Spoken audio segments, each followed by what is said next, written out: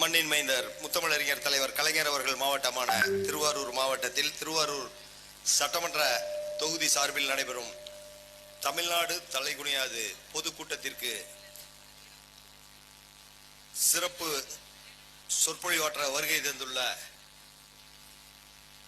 மருத்துவர் திருமதி கனிமொழி என்விஎன் சோமு அவர்களே, நகர பேரூர் கழக நிர்வாகிகளே,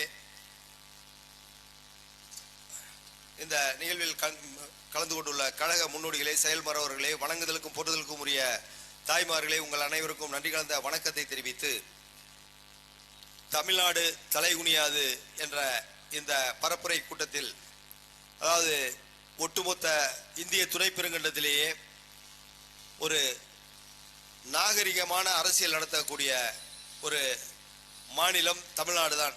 நமது முதலமைச்சர் அவர்கள் தான் அந்த அளவிற்கு எவ்வளவு சிறப்பாக நாகரிகமாக ஒரு நிர்வாகத்தை நடத்த முடியுமோ அந்த அளவுக்கு நடத்தி கொண்டுள்ளார்கள்.